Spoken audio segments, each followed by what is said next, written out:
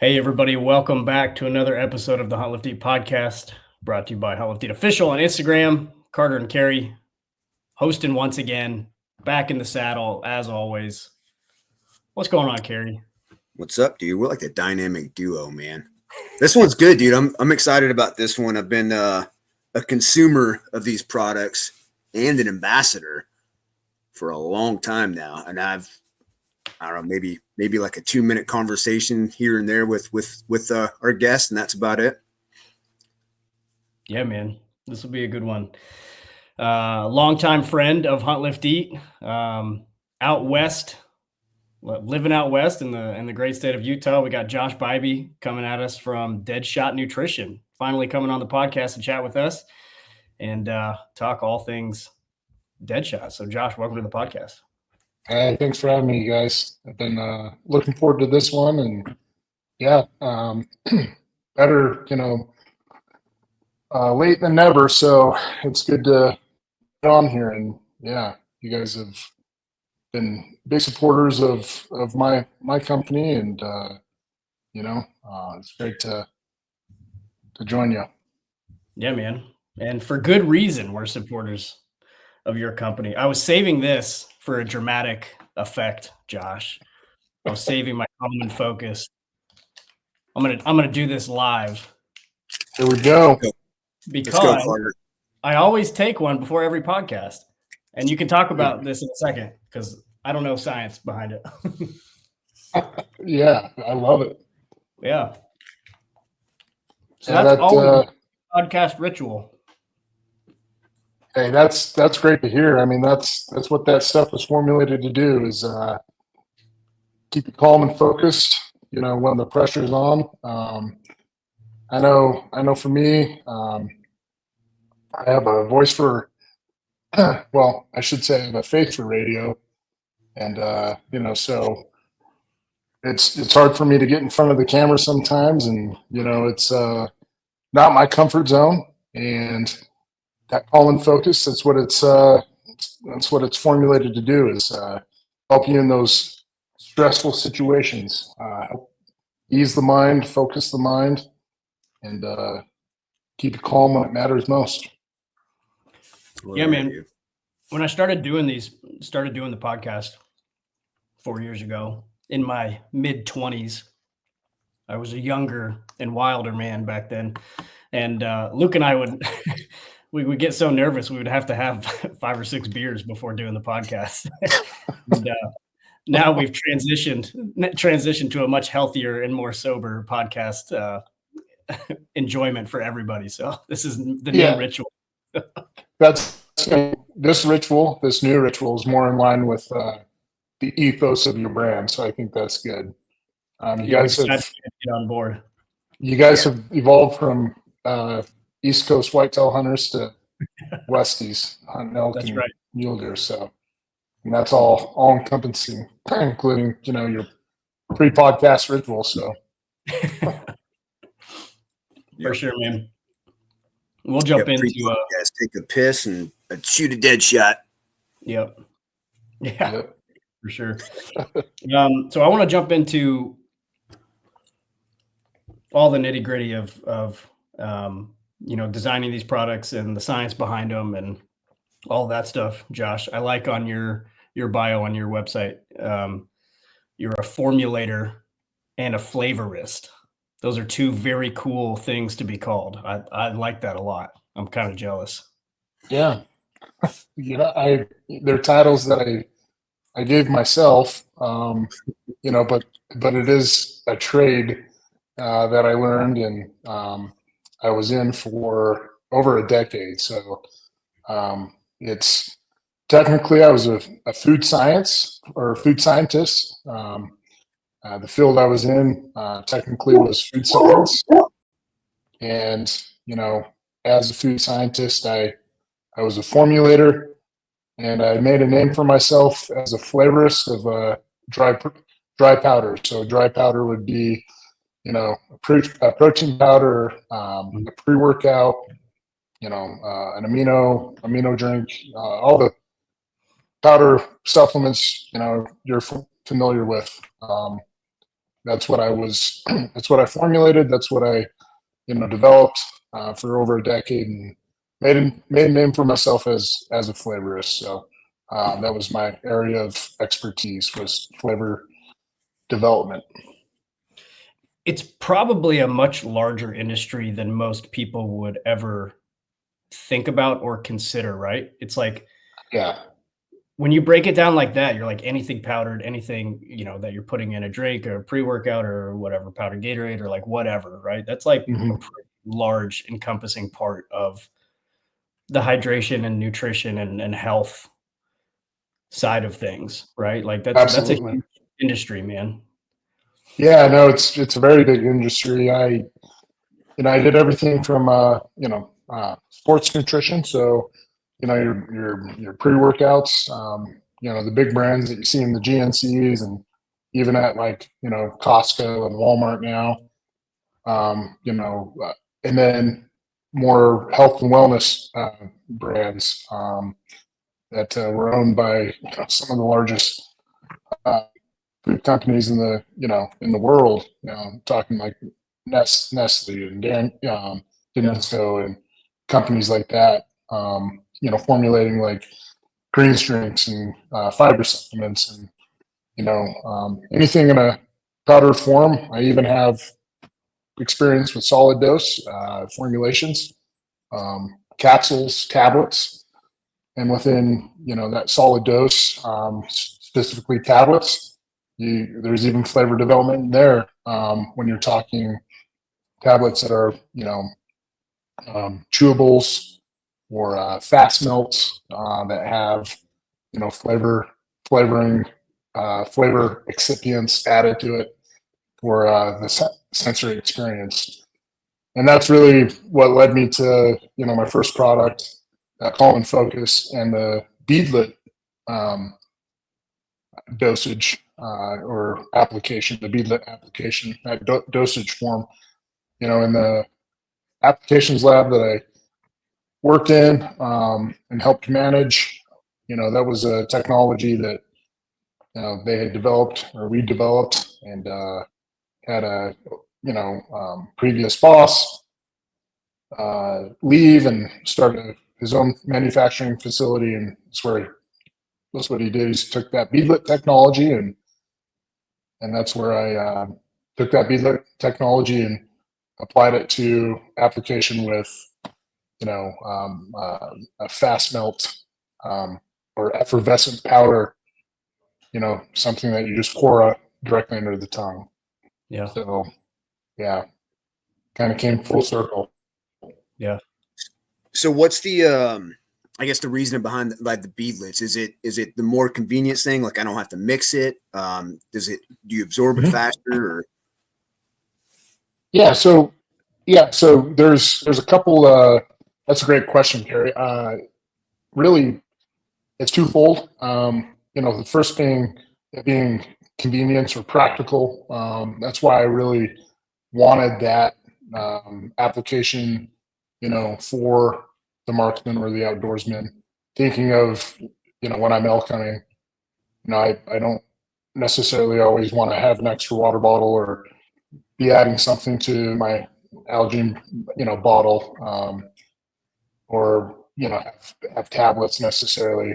Just something that I can, have in my bino case and just kind of rip and go, and have it, super convenient. And then there is, the science behind it, and that's the dosage. Having those beadlets under the tongue, you have more capillaries, blood vessels under the tongue. You can bypass the gut, the blood-brain barrier much quicker with taking it under the tongue. Everybody's familiar with nicotine pouches.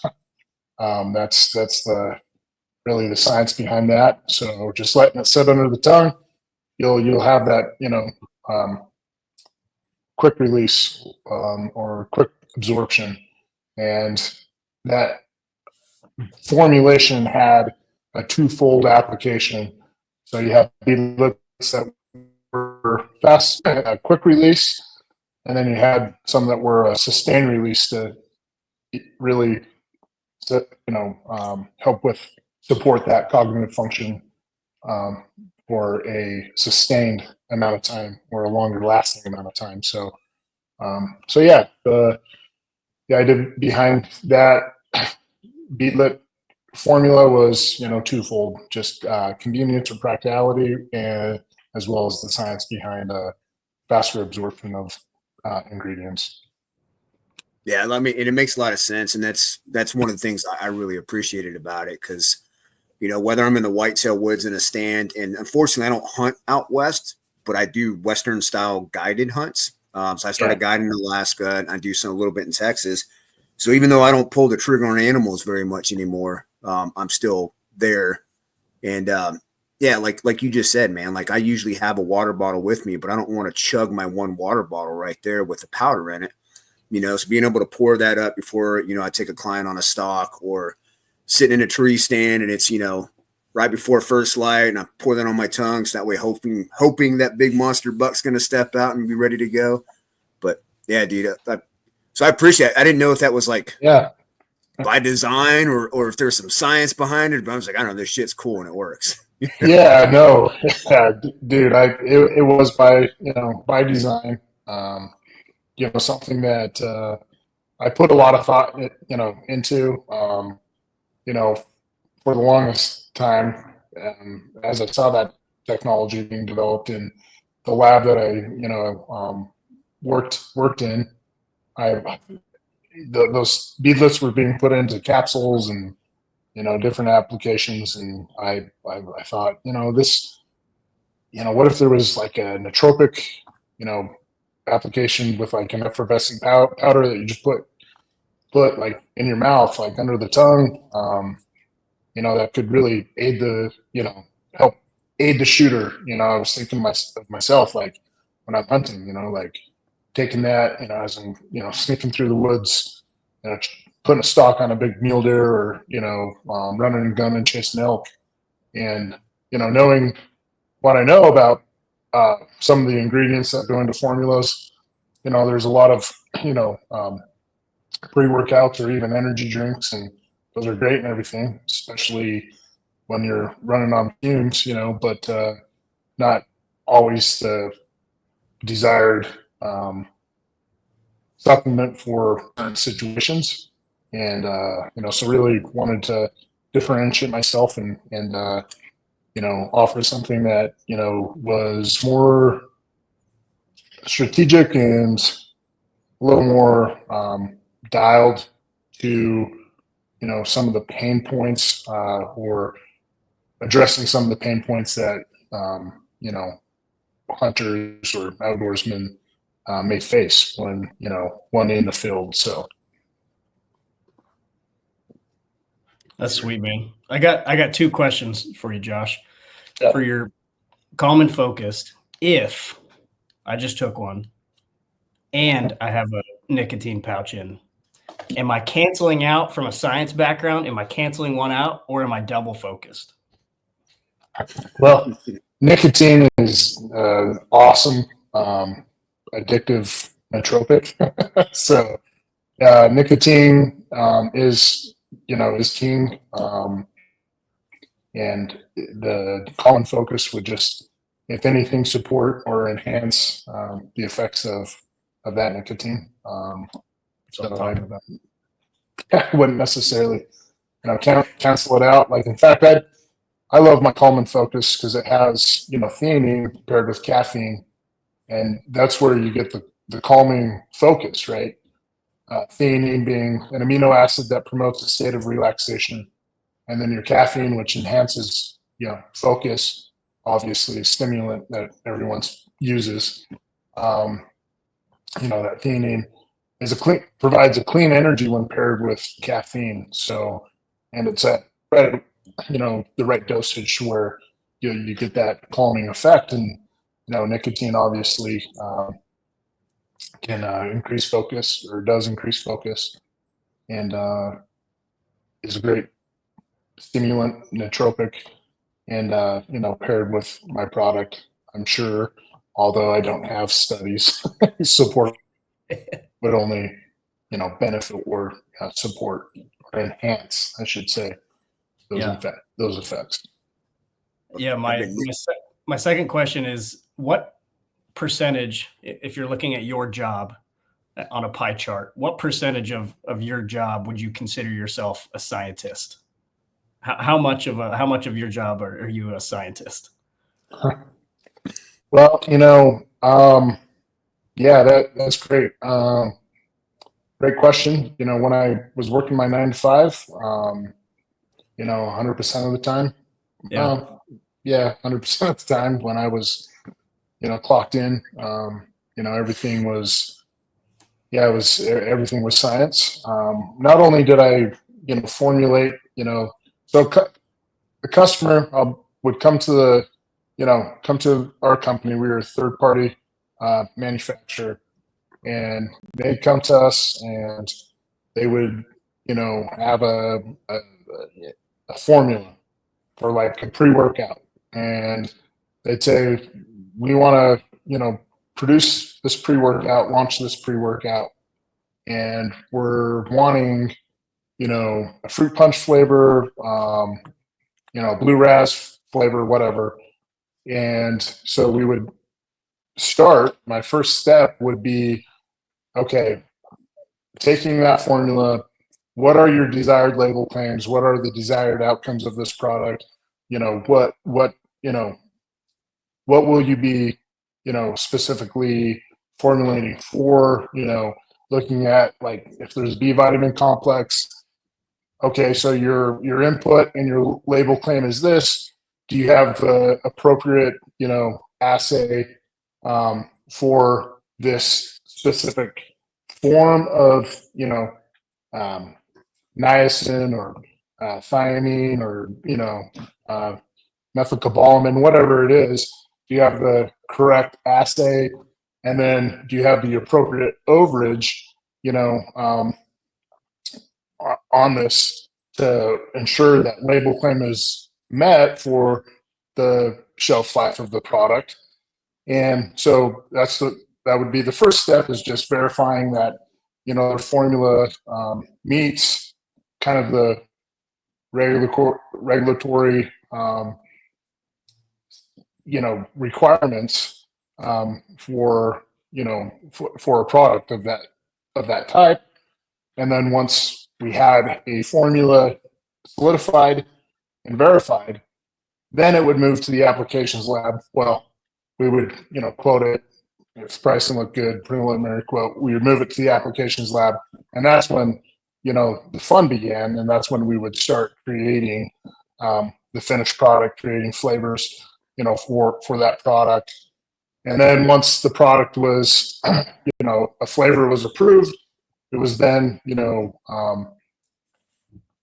verifying all the inputs, verifying all the label claims, working with quality to ensure that all regulatory requirements were met. So from A to Z, right, every step of the way, from that product being just a idea that a customer is bringing to our company, to seeing that product all the way through production. I was also, in my position, we supported production. So say we launched a powder, we need to blend 4,000 kilos in a big, rotary blender.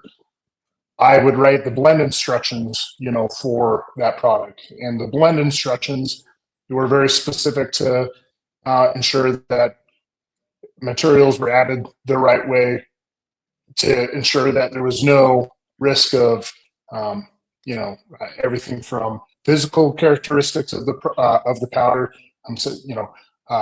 clumping or introducing, moisture, from ingredients, or layering ingredients a certain way, to ensure that once it came out of the blender, we had a homogeneous blend, meaning a blend that was uniform, ensuring that when the product was finished packaging and was sent to the lab, it would meet label claims. So, 100% of my job was science, when I worked 9 to 5. Now that I'm a business owner, I still formulate all my products. I come up with all the formulations, the inputs, and then I'm able, as a business owner, to hand that off to a third-party manufacturer to do all the nitty-gritty quality stuff to ensure my product is what I want when it's finished. And so now my job, is more maybe 50% science and 50%, being a business owner, entrepreneur. Probably even less than that. It's probably like 30% science and 70% being an entrepreneur, just getting my butt kicked. So that's a long-winded answer. But which one's harder, Josh? Which one's harder, the science or the business? 100% the business, because science, I had all that down. Everything I just talked about, probably seemed like a lot for you guys, but it was all things I could do in my sleep. And it had become really mundane and routine. And now that I'm an entrepreneur, I'm definitely getting out of my comfort zone, doing things that make me feel uncomfortable. And anytime you're out of your comfort zone, it can be difficult. But I'd say being an entrepreneur, business owner is definitely harder. I would imagine if someone was good at the science part of things, which you obviously are, the science is the science, right? The formulas are the formulas. How the chemicals react, right? It's all measured and precise, right? Right. And on the business side of things, on the entrepreneurship side of things, Luke says all the time, it's like getting punched in the face 1,000 times a day. Some days like that. It's just, you never know what's going to happen. Sometimes it's like just a freaking disaster after disaster. Like there's no formula. There's no like, why didn't this work? Why did this work? Social media is social media. You know what I mean? Like all this different stuff you have to consider. Oh yeah. No, it's funny. You think you have an idea and you have a plan, a structured plan, and this is how it's going to work out. And then it never does. it always takes left turns and U-turns, and it's like you're on a high and then you're on a low. You're on a high and then you're on a low. So it's like I just had a great expo. The Florida Outdoor Expo this last weekend was a awesome expo for me, and it was great. But the week before that, I had, taken an investment on, the Penn Relays, getting my hydration drink at a track and field event, and worked with a company to kind of outsource some staffing to run that event, so I wouldn't have to be there. And the company was great. They did there's no complaints. They did a great job. But guess what? UPS lost my shipment with all my bags of hydro. And I've been, going through the process of getting refunded for all the product that I shipped across the country for this event. Going to push sales. I had the number. Okay, if I send it this many bags, and they sell all the bags, which I really think they would have, I'll make, I'll make my money back, and it will be worth the investment and get my name out there. And UPS lost the shipment. So, it's like the week before I had just a horrible, just bad luck with an expo that I did, and then turned around, went to Florida and just killed it, and it was great. So coming off a high, right? Like from Florida after one of the lowest lows of my journey as a business owner. So that's being a business owner. Yeah, it sounds brutal. I'll let you and Luke do the business stuff. I'll just use the products and tell people how awesome they are. Yeah. Sometimes I wish I was in that position, Kerri. It's easier that way. Yep, it's good. Yeah. Well, Josh, man, like I don't understand anything you said when it came to science stuff. Like not at all. Like I failed science multiple times in high school and had to retake science multiple times to just barely pass. So like I'm not the dude for that. But I know that you're a big hunter, which is why you started Deadshot, you know, and you're basically kind of oriented towards the outdoor and hunting community, man. I want to know about Josh the Hunter, man. Like, yeah, talk about that's great. This is the part where I love to talk about this. Every time I talk about Josh the Hunter, Josh the Hunter becomes a better hunter and he kills bigger shit. So, you know, I welcome this opportunity and I love it. You know, I'll just start by talking about my logo. You know, you got the elk, the Geo elk. You know, and Kerri, you're rocking that sun hoodie. Appreciate that, the Deadshot sun hoodie. So you got the Geo elk, yeah, right there. Got the Geo elk, and the reason I went with an elk as my logo is here in North America, you know, the elk is the pinnacle. It's the, you know, the pinnacle of North American game. It's you know, what every hunter really dreams of, you know, hunting here in the U.S. and everyone at one time or another will have the opportunity if they really, you know, try. And so that it represents, you know, being the top or the premier game of North America. So it represents my company, my supplements being premium or the top supplement brand in the outdoor space.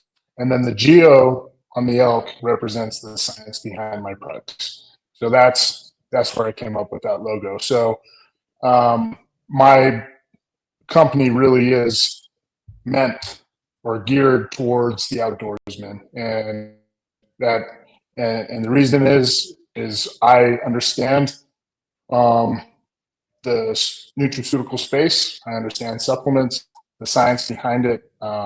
That's what I did for a job, and I'm a subject matter expert in that department.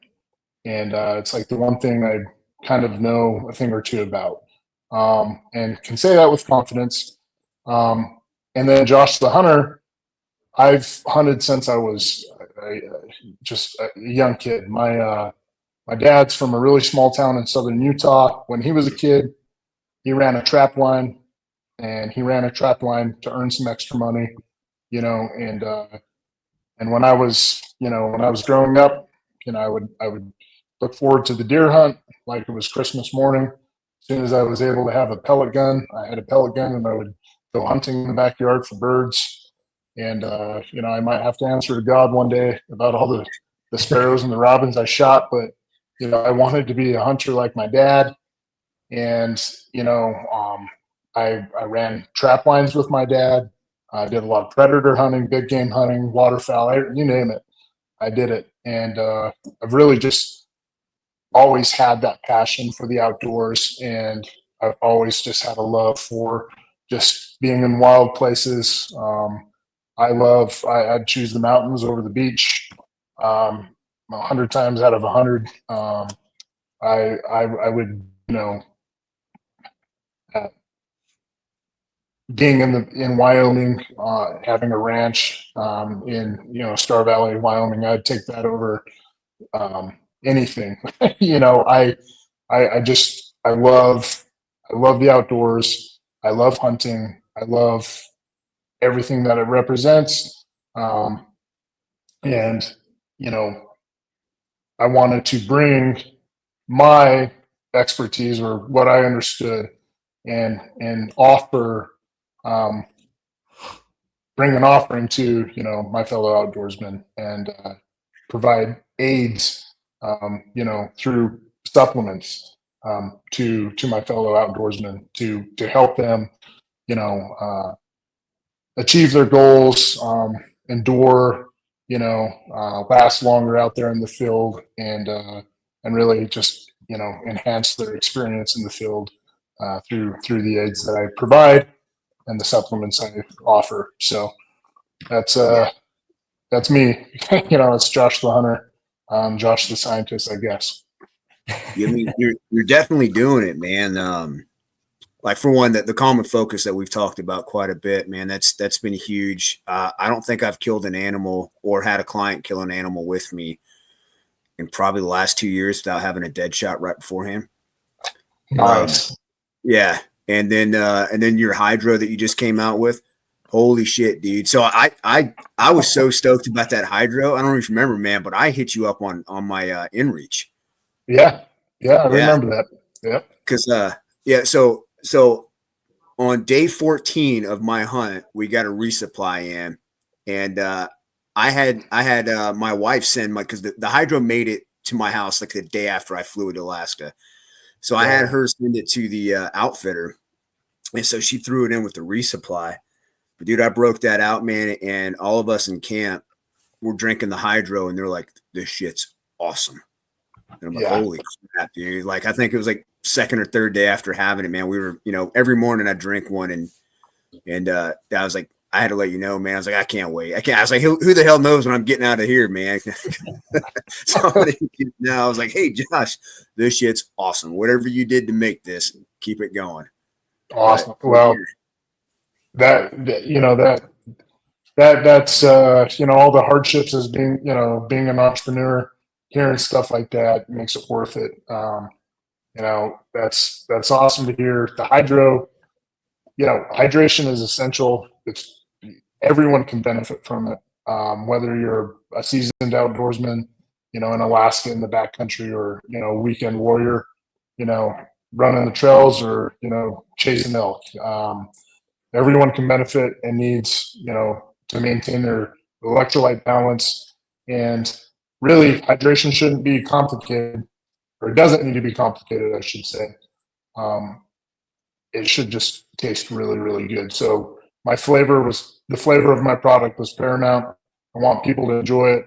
I want people to have a treat when they're in on that 14-day Alaska hunt, or 5-day backcountry elk hunt, to have the hydro as a, not only a replenishing but a refreshing, beverage, to, break up the mundane, drinking from filtered water, so, and the formula really is, speaks for itself too. And that's awesome to hear. Yeah. I mean, it's real ingredients, man. It's got that sodium in there. It's got the coconut water. So like I drink one every morning. That's the first thing I do when I wake up is I drink a hydro. My son, my son is the pickiest eater, drinker known to man. Doesn't like anything. He drinks a hydro every morning. Dude, that's awesome. Yeah. Yeah. Well, I mean, that's why I threw the vitamin C in there as well. For a couple of reasons. One, I really thought I want this to be like, I really think people should drink this first thing in the morning, like regardless of, what their activities are for the day. It's not just for like, when you're, post workout or whatever. I want this to be an everyday hydration, and, the vitamin C, you get your immunity. The source of the vitamin C is calcium ascorbate. So you're also getting calcium, which is an electrolyte mineral needed for proper cellular function. You're getting that when you take it. So you're getting your daily immunity. You have a B6, B12 complex. It's the natural form of B12, more bioavailable. A lot of people are deficient, especially women, in B12. It's, so you're getting that boost, that vitality boost from the vitamins, and then the sources of the electrolytes, the Himalayan pink salt, the coconut water, nature's, original electrolyte source. You're getting natural source of potassium, and then it's full spectrum, electrolyte blend. Your sodium, potassium, calcium, magnesium, chloride. So full spectrum, replenishing those electrolytes that are needed and critical for maintaining that energy or electrolyte balance. And that's super critical for fighting fatigue and really performing. That's what guys need, when we're in the backcountry, man, when we're, day 3 of an elk hunt and your body's like worn down, from, chasing elk. So, that's why my second product was a hydration. Because there's no way around it. Everyone can benefit from a hydration drink. Yeah, absolutely. And there's so much stuff on the market that's just, it's not great for you. It's a lot of sugars and things like that. I remember so in the Army, we started out with ORS packets, tasted like absolute ass, but it was basically just salts, it's actually oral rehydration salts. And they worked really well, but nobody wanted to take them because they tasted awful. And so then we started going with a rice-based one. I can't remember the name of it. And then another one that was really sickly sweet, very sugar-based. Mm-hmm. And you never really felt like, you were actually getting hydration, your electrolytes back in you, right? You're never replenishing everything that you gave out. And I dehydrate quick, man. I don't know. I was probably a heat cat way back in the day and didn't know it. So now I'm susceptible to it now. So I go down quickly. So hydration powder is important. And it's hard to find a good one. And I've tried just about everything that's out there. And dude, there's nothing, for one, flavor wise, right? There's nothing that beats. I've got all 3 flavors sitting in my kitchen right now. There's nothing that beats the flavors of them. You can go there and be like, I feel like a lemon one today. Yeah. And then and then when you start going, so when I go down, I start getting a really bad headache. That's one of the first signs that I'm like, all right, I'm getting fucked, right? Yep. But dude, I can take one of those, and usually, as long as I don't wait too long to start taking one of those, I can kind of make that headache start to dissipate, start coming back from the brink of being really dehydrated. And it's because it's got that sea salt in there, and it's got that magnesium, the B12, all the other vitamins and the coconut water and all that stuff, man. It's no kidding, man. Awesome hydration powder. And you combine that with the Deadshot, man. That's first thing I do in the morning before I go work out, man. That's awesome, man. I love to hear that, Kerri. And I've taken 4 Deadshots today, so I may be a little amped up. I don't know. I'm curious about that. What's the recommended dosage per day, Josh? Yeah. So, on that, recommended dosage is, 1 to 2 sticks, but really it's individualized. It's low stim. There's nothing in there that, you really have to fear of, toxicity from too much caffeine, because there's only 65 milligrams of caffeine per serving. So really, it's like a Diet Coke. So if you're throwing back 3 or 4 in a day, and you're fine. That there's no risk of toxicity from any of the ingredients, and even the nootropics in the blend, the Bacopa Maneri. I set the 1 serving. I set and Bacopa Maneri is a herbal medicine that's been used in Chinese medicine for centuries. For cognitive support or function, and the minimum amount that's been studied or shown to improve cognitive function is the amount in the blend. And so anything beyond that, you're increasing that upper threshold of what has been studied or what amount has been shown to improve. So 2 to 3 of those Deadshots a day should be no problem. Yeah. And mine were spaced out. So I took them before I worked out this morning. I took one before I went to the range. I took one mid-afternoon, and then took one on camera here. Yep. Yes, sir. And that's, spacing them out like that. Yeah. There was times when, I was first getting started, going around talking to people about it. There was times when I was taking, you know, and I took them like 3 like back to back, just boom, boom, boom, and definitely felt you know, the calming effect, you know, with with that much theanine. But yeah, I mean, I've taken 2 back to back, you know, in hunting situations, just for more of that calming, you know, that calming effect. So I killed my first elk this past September, Josh, oh yeah, which was insane.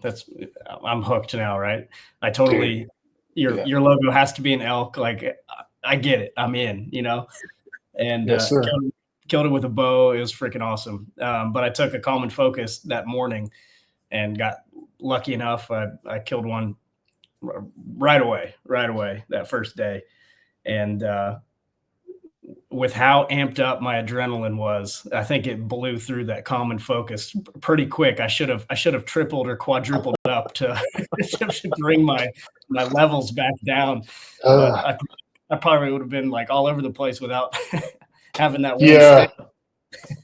you know what you know, you bring up a really good point, and you know, so when I first launched, I got a lot of pushback. You know, got called out, you know, online. Like we ran ads, and just, you know, 90% of the comments were like, "Oh, you know, this is BS. Like nothing can take away buck fever." Well, yeah, no shit. Like if if you don't get that rush of adrenaline, like, and I don't care who you are, like I don't care who you are, like you get that rush. Some are better at controlling it than others, and you know, call it buck fever, you know, call it target panic, whatever you want to call it. The way you overcome it is through training and through practice and through routine, breathing techniques, everything like that. Anything and everything, whether it's weight training in the gym or honing your skills as a marksman. Supplements are the very top of the pyramid. I'm talking, they're the last like 3% that get you over the edge, right? And that's what I, you know, my response to the hate is, hey, I'm not saying that this is going to eliminate buck fever. What I'm saying is that this can be an aid, and as long as you are honing your skills and you're putting in all the work and the practice and the preparation, when that moment comes, this product may be an aid to help you seal the deal. And that's what supplements do. And, you know, and that applies to everything. It's like the electrolyte drink. If you don't get off your ass and train for your elk hunt, or train for your Western hunt where you're going to be hunting at elevation, if you don't train for it, you're going to suffer. And my electrolytes, or any electrolytes, yeah, they might help, you know, with some muscle cramps, but those muscle cramps aren't going to go away completely, because those muscle cramps are also happening because you're just not conditioned for, you know, the physical activity that you're subjected to when you're out in the field. Or, you know, like if you're thinking you need to go make a 800-yard shot with a rifle because, you know, you have a 6.5 Creedmoor and a flat bill hat on, you know, and you haven't practiced, you know, my calm and focus isn't going to lead that bullet into that deer. You know, like it's all relative to the amount of work that you put in. And, you know, whether it's, you know, training and, you know, putting in the work to condition for a hunt and having a product like the Hydro, or, you know, going to the range like Kerri did today and having a product like the Calm and Focus, those are aids, just like any other piece of equipment. And it only works if you're putting in the work and, you know, the application to improve your skill set, become better. So, you know, that's, yeah, it's funny. There's just really a lot of haters out there on, you know, everybody, you know, thinks they're the exception to the rule, or the, you know, God's gift to, you know, being the complete hunter or whatever it is. And social media just makes that, you know, worse. Everybody's wanting to get their clout, right? So, that's what I tell everyone. And that's kind of like, as you can tell, this is kind of like my pedestal I like to get on and, preach about, like, when I talk about these things. So it goes back to what you were talking about. I wrote down desired label claims, right? There's nothing written on here that says will eliminate buck fever, right? right. Yep. This will make Exactly. you have in the mountains, right? That preparation has to meet that last 3% for any of this to matter, right? Exactly. Yep. If you're weak and you're fat and you don't shoot, you're still gonna fuck it up. Kerri said it better than I said it. So that is right. That those are words of a wise man. So I have nothing to add to that. Hey Josh, for my own knowledge base, can you talk about specifically the role of B6 and B12? I know like they're good things to have in your body, but like I don't know much more than that. Yeah, no, that's great.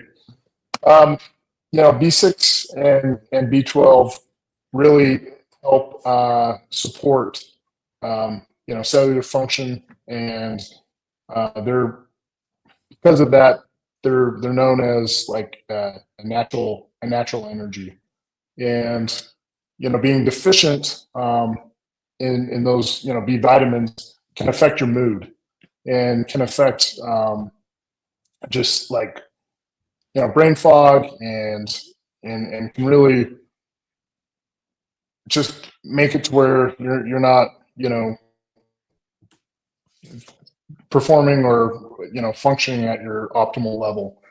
And B12 specifically really is good for mood boost, right? So the application in the hydro is to help with that natural energy or that new mood boost. And B12 deficiencies are linked toward to um, depression and anxiety, things like that. So that's the role of the B6 B12 in the hydro, and that's why it's important to have those ingredients specifically in there for that cellular function, to help with just really, I guess, cognitive function. Helps keep you in the game mentally. Yeah, absolutely. Exactly. I mean, that's so. I used to be prescribed B12 injections with some other stuff because of my past career and the things attributed because of it, and endocrine dysfunction and everything like that. So hormones are a little off, but yeah, B12 is it's actually prescribed as an injectable thing. So I had to like stick a needle in my ass and shoot B12 in there with like testosterone and stuff like that. And there's a ton of guys from my old job field that are doing that. And it does help, man. Like, so, he's talking about like the depression, the anxiety, and then the lack of energy, like testosterone is a huge portion of that. So guys who are low in testosterone are going to experience that. But that B12, I mean, it's like an added boost. It's like adding a fucking Deadshot before you go shoot, but only if you've been practicing shooting. You know what I mean? Yep. Yeah, I mean, those B vitamins have benefits around, the nervous system, cognitive support, like I touched on. And, like Kerri said, deficiency of B12 specifically is linked to, issues with like memory or cognitive decline. So, it really is, when I say vitality boost, or, even my label in the hydro, that's what it says is, vitality boost. And that's why it helps, with, cellular function, and specifically around, nervous system and mood. So yeah, that's the complex and the reasons for those B vitamins. Oh yeah. That's freaking awesome. Well, you got two freaking awesome products, man, and we are super thankful that you made the jump and made the leap to go your own entrepreneurship route and shoulder this burden for us. So the peons like Kerri and I can use and abuse these things in the field, man. So we appreciate what you're doing. Well, thank you. I appreciate that. I do have the Calm and Focus 2.0 in development now. I really am excited to bring the 2.0 to market, and then I have a like a energy or elevated pre-workout energy drink that in development as well. That really will be focused around that enhanced cognition, cognitive support, not just big on not just stimulants, but energy or providing energy, mental clarity in an elevated way. So Nice. I've gotten to test some of the Calm and Focus 2.0, Carter. They're awesome. What do you think, Kerri? They are awesome. So I felt like I was a little more energized, but not in the drink a bunch of coffee energized way. The flavor were different. I've never seen flavors paired up the way they were for that. So if the flavors stay the same, they're different, but I really enjoyed them. Yeah. I think you're gonna have a hit with that one. Yeah, thanks, Kerri. That's I appreciate that testimonial. So yeah, that's awesome. May not be so smart at the science and business, but I like good shit. I'll eat whatever. Yeah. Josh, you're kind of the authority that we're talking to here about, a hunter-focused supplementation here. What are some nutrition mistakes that you see hunters make in the backcountry? Thinking about, maybe not like whatever, eating carbs and things like that people focus on, but these, smaller micronutrient side of things and possible vitamin deficiencies. What nutrition mistakes do you see commonly that people mistake? Yeah, that's a really good question. I think I definitely think hunters, really immunity, any vitamin that's, around immunity, or supports, immunity, because, hunters are going off a little sleep. We're a lot of times exerting a lot of energy, especially, out West, so just deficiencies around, vitamins, really,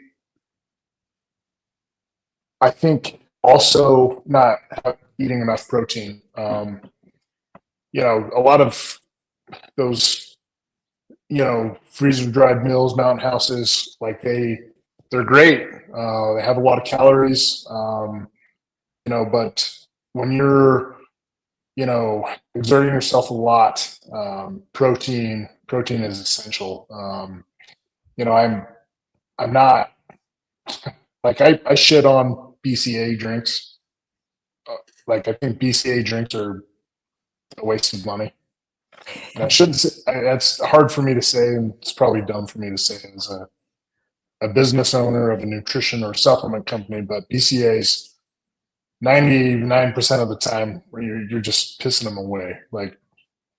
But there are situations where, BCA, specifically leucine, could be applicable. And those situations are when you're not getting enough protein. And I think a lot of hunters, they're getting a lot of calories, but maybe prioritizing protein um, is pretty critical, especially when you're really, pushing yourself and exerting a lot of energy, because we all know protein it helps with repair and recovery, and so there are situations, I think, like if you're on a backcountry trip where you got to keep the pack really light. You can't really you're limited on the amount of food you could take. In a situation like that, like a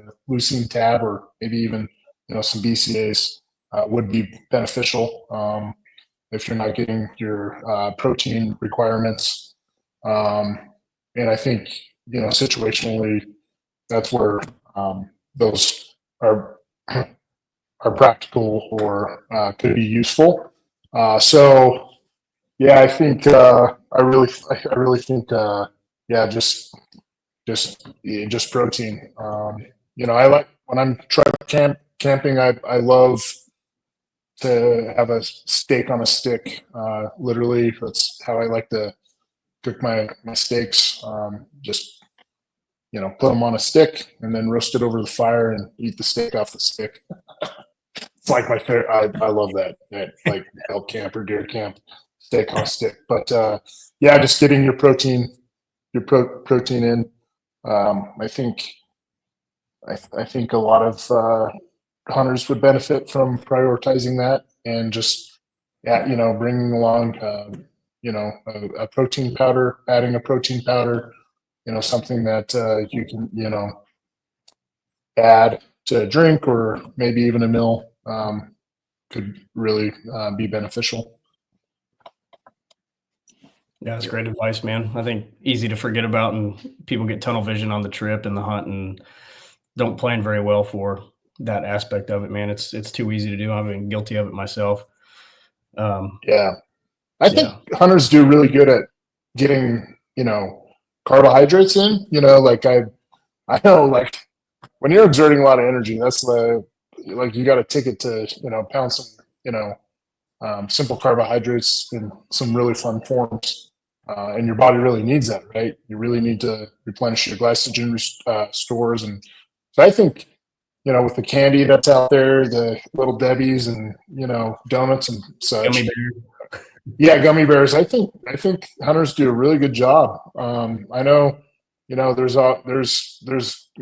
treats that I grew up, or little Debbie snacks I grew up eating on deer hunts, and that's part of tradition. So I think hunters do a great job, but I think I think protein is the one macronutrient that hunters could use a little more of. So I'm doing my best to get hunters off the little Debbie's. That's your mission. Yeah, it's fighting tradition, one Debbie at a time. Dude, when I'm successful with an elk hunt, or I'm coming off, the mountain after 5 days, chasing elk, dude, that blizzard from DQ is like all I can think about.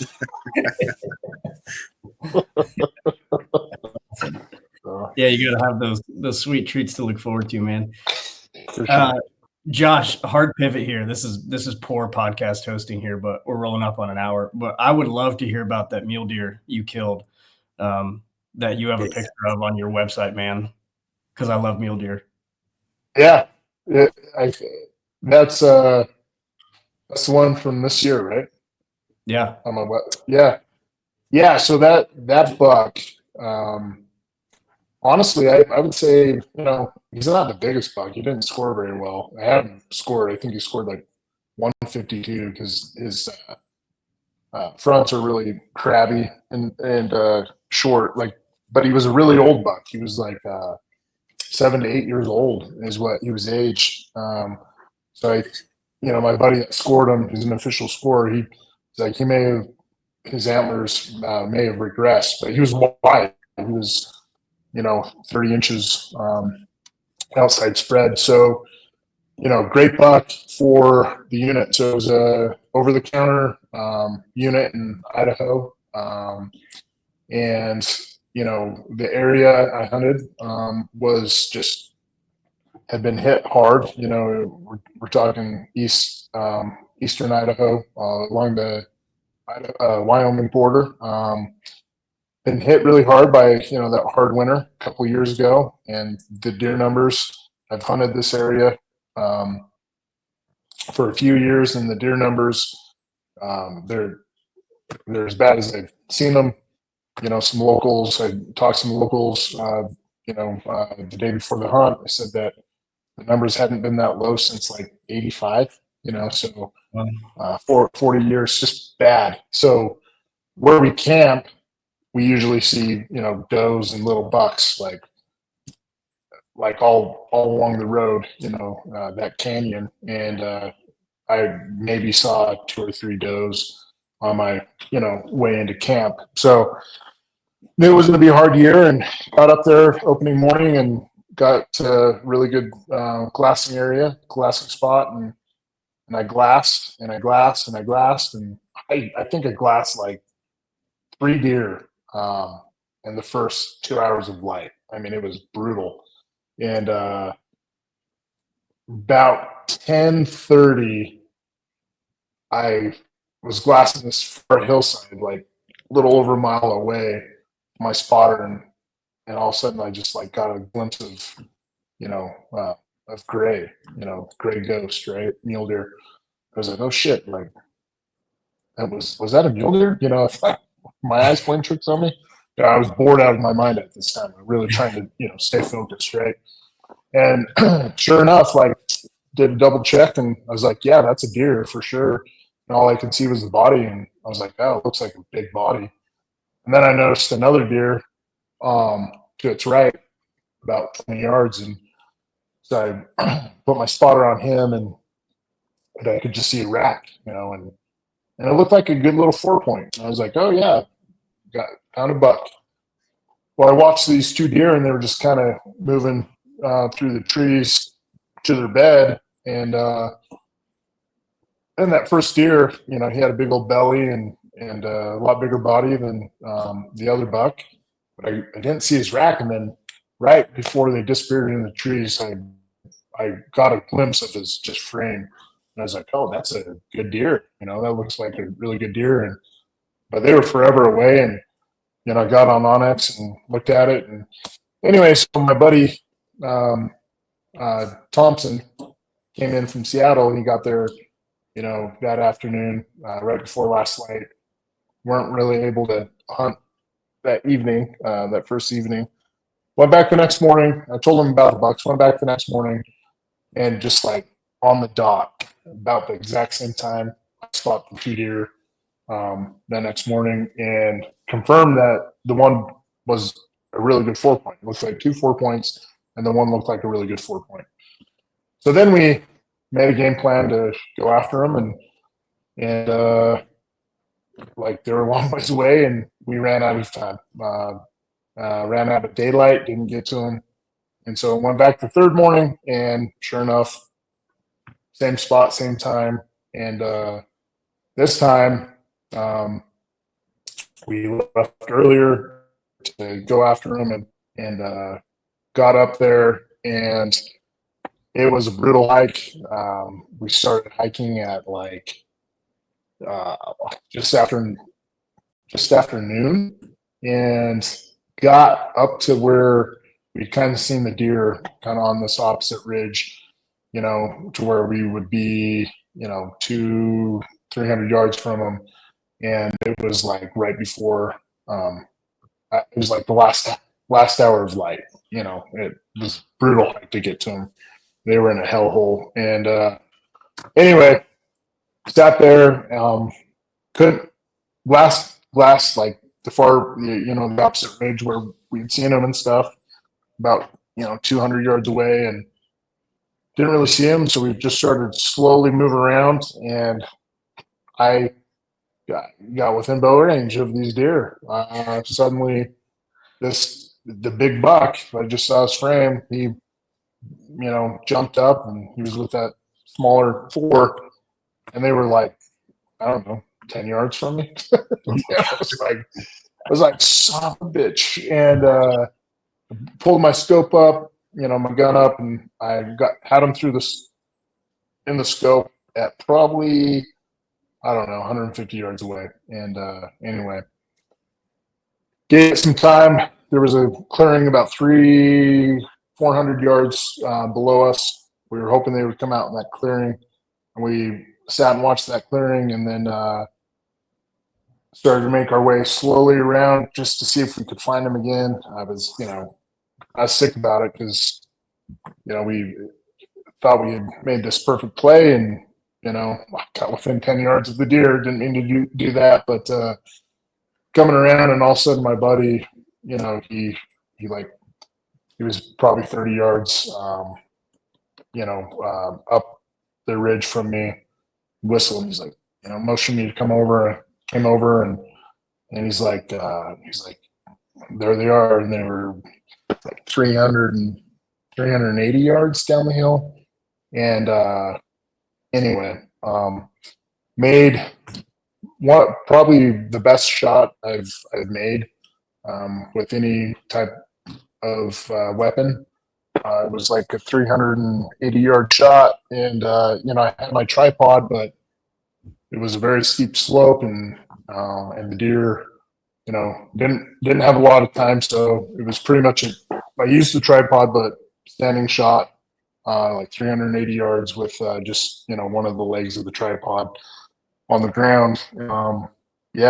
Made a shot, and it was so steep and rugged that when we got down to them, it took us a while to figure out like where the deer were standing when I shot. And when I shot, my buddy's like, "Oh, you mule kick," and he's like, "You definitely hit him." And then we got down there and we ran out of light and we hadn't found any blood. And I was just like, "Oh shit!" Maybe I missed. Yeah. Just the emotions, right? The emotions of the roller coaster. And all of a sudden, I just looked over and I was like, "There that son of a bitch is!" Like, he hadn't gone like 15 yards, and he just piled up and walked up to him, and it was just like, holy shit, yeah, this is big buck, bigger than what we had thought. Because when I shot, my buddy, his head was kind of behind some aspens, and you could just see the outline of his rack, and we knew it was the bigger buck. We knew it was the bigger buck that was standing broadside, and but we couldn't really see his head. His head was behind these aspens. You could just see the point. So we didn't really even know how big he was until we walked up on him, and his body was huge,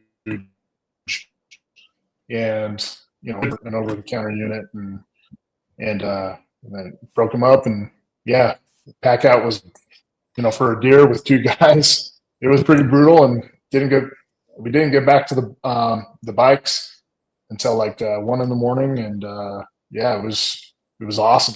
It was awesome. It's what we live for. I mean, that's going to be one of the most memorable hunts of my lifetime. So it was a lot of fun. So, oh yeah, yep, that's awesome, man. We love hearing success stories from everybody. Yeah, I don't have many of them, but the ones I have, failure stories. Pretty good job. I do a pretty good job at telling them, embellishing them. So, but oh yeah. Heck yeah, man. Well, that's awesome, Josh. We love it, man. And, we're rolling up over an hour here, but again, Kerri and I super appreciate what you're doing. Hunt Lift Eat appreciates what you're doing. We're glad to be supporters of Deadshot and looking forward to new stuff that you have coming down the pipeline. Don't give up on the scientists, man. Keep it coming. Keep the new stuff coming, man, because we sure appreciate it. Absolutely. Hey, and I appreciate what you guys are doing, and what your company represents, and I love to support you guys any way I can, and keep up the good work. And you guys are doing a great thing for for our community, and you guys are a great representation of that. So don't let it get to Luke's head, though. So oh, we won't. You got any closing thoughts for us, Kerri? Well, first, Josh, man, where can guys find you? Where can they buy Deadshot? Where can they put in my discount code, which is DSKERRI? Yep. Yes, sir. So you can find us at deadshotnutrition.com. Just like the name is displayed, all one word, deadshotnutrition.com. You can find us on Instagram, deadshot_nutrition, and Deadshot Nutrition on Facebook. I am on TikTok. I'm not the best with TikTok, but same thing. Deadshot Nutrition is where you can find us. And yeah, I got the Common Focus 2.0 launching soon. And like Kerri said, anything in our store, use the code DES Kerri at checkout for additional savings. So, Oh yeah. Outstanding. Well, we sure appreciate it, man. And listeners and friends of Hunt Lift Eat, definitely go check out Deadshot Nutrition. But thanks again for your time, Josh. And listeners, as always, we appreciate the hell out of you guys. And we'll talk to you next.